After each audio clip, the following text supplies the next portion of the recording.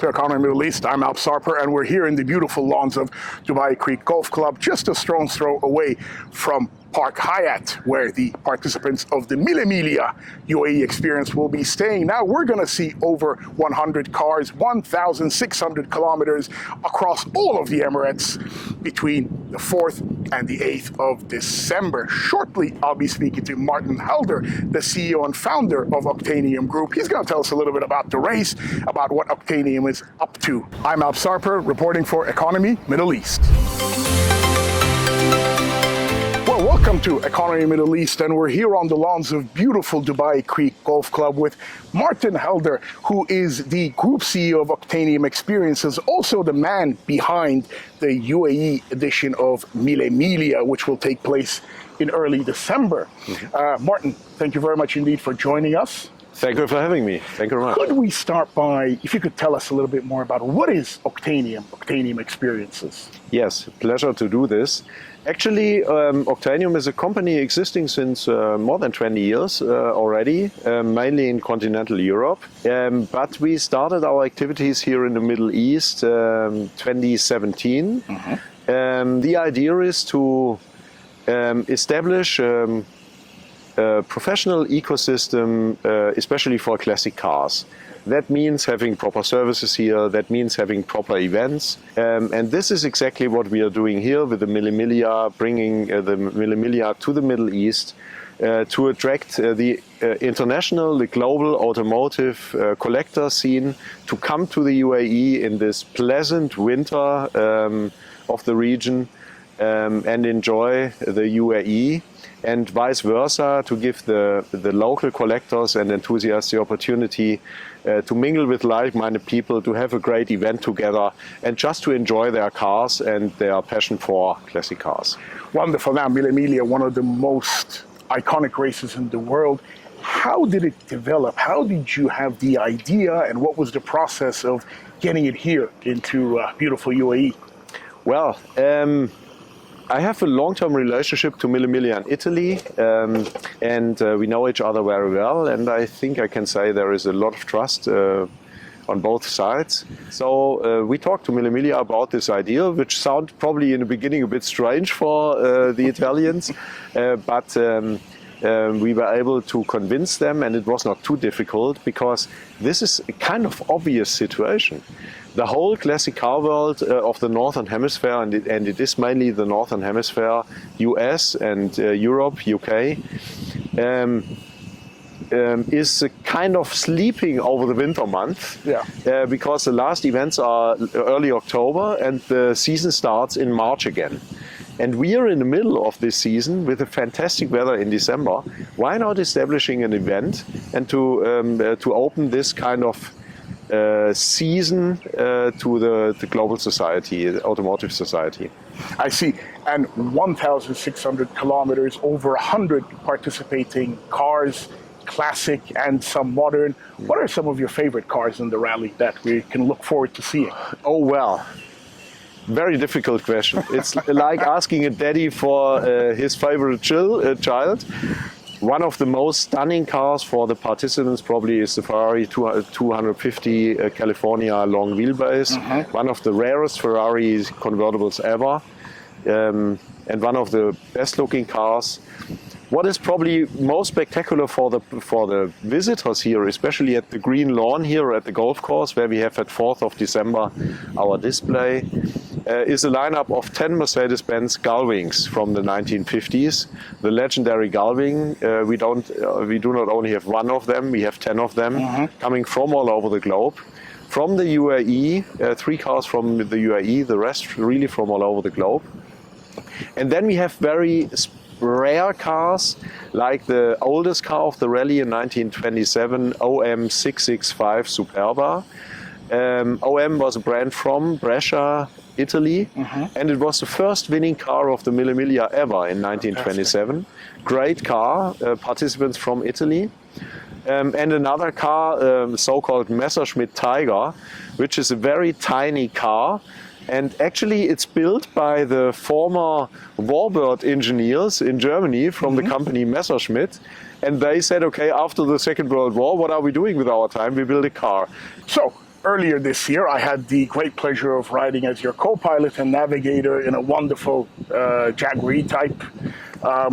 Great race. What I want to ask you is, classic car rallies are sometimes viewed as a sport for wealthy, middle-aged men, but that is a misconception, isn't it? I mean, who's behind the wheel? Who's behind the wheel of these wonderful cars that are coming from all around the world? Well, there is a saying that classic car enthusiasts are driving cars that are much older than they yourself to impress women who are much younger than they yourself. But this is actually not the truth. It is the interesting point is this is really a hobby for people of all ages. Yes, in this event, the cars are quite expensive, coming from all over the world. The average value per car is in the region of 1.5 million US dollar. Yes, it is for a wealthy group mainly, but you can start quite cheap in this classic car hobby. You don't have to start with a Galving or something like this. Regarding the age of the enthusiasts, I would say all ages, men, more and more women, especially cars from the 70s are a bit earlier to drive, not so heavy with the steering wheel, having already power steering, for example. So more and more women are really find this car attractive because not only because of the look and the style, but because of the authentic driving feeling. Great. And you know, all these cars coming from all around the world, what type of infrastructure is there for these owners over here? Because these are precious, and we'll get to the one standing behind us in a moment, but these are precious bits of machinery. So, you know, how do they maintain them while they're here? For the participants that are joining the rally, we have established a group of specialists coming from Germany, coming from the UK, coming here from the region. They are mingled together to support the participants during the rally. But you are mentioning a very important point. This is probably the main reason why the classic car topic has not really taken off here in the UAE as in other regions of the world. People, especially when you talk about this hobby of some mid-aged men, we talk about a global business with an annual turnover beyond 95 billion US dollars. So that's a serious business. Yes. And the main bottleneck for the region here is in fact the service of the cars. And we are working on other projects of Octanium, especially to fill this gap with a global, with the best in the market globally, coming over to the UAE on a kind of pop-up basis and fixing the cars here. Because otherwise you buy a fantastic car, you have a small problem, nobody's really able to fix it, and then you kind of forget it in your collection and don't use it anymore. And that's not the way these cars should be handled. These are cars, they should be driven. Sure. And they are not just for display, they are pieces of art. Look behind us with this gorgeous Alfa Bertone. So yeah, we have a wonderful Alfa Romeo Bertone named about the designer of this car. Probably one of the best looking sedans or coupes that were ever produced in Italy, and especially from Alfa Romeo. I really have a soft spot for this car. This is a fantastic restored example from a really die-hard enthusiast here in Dubai. It's for me always a pleasure to see this car. It's not my first time to be around. Very well restored, very sensefully restored with a lot of attention to detail.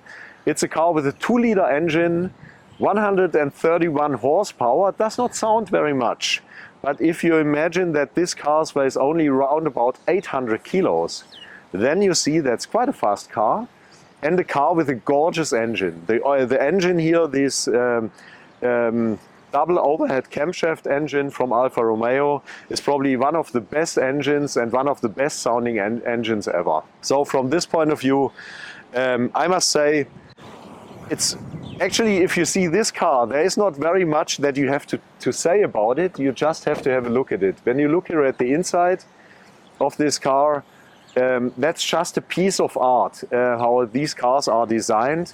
Back in the days, They had not the restrictions that car designers have today. There was no wind tunnel, nothing like this. They just could design it as they want to have the car. And in the end, they designed really pieces of art. And you mentioned some other projects. So what's Obtainium up to in 2023, 2024? What are those projects? Well, we have a long-term plan in the next 7 to 9 years. Or now it's 5 to 7 years. 7 to 9 years was when we started with all the activities. We want to establish a structure that makes it very easy, convenient, and enjoyable to buy and use classic cars. Centers where you have a kind of one-stop agency, everything related to these classic cars. We have service companies, we have dealerships, you get an insurance there, you have restaurants, you have event areas, and we have a track record in this. We established these centers in continental Europe, and I'm fortunate to say very successful since 2003. And now we want to build up this ecosystem here in the UAE. That's the reason why we are here. And honestly, not only in the UAE, the view is really about the Arabian Peninsula. But Martin Helder, for the time being, thank you very much indeed for joining us here at Economy Middle East, and we're very much looking forward to the Miglia UAE experience. Thank you very much, and it's very exciting to have you on board, to Alp, and all the enthusiasts here in the region. I think we are very well prepared and ready to go. Wonderful. Thank you very much. Thank you very much.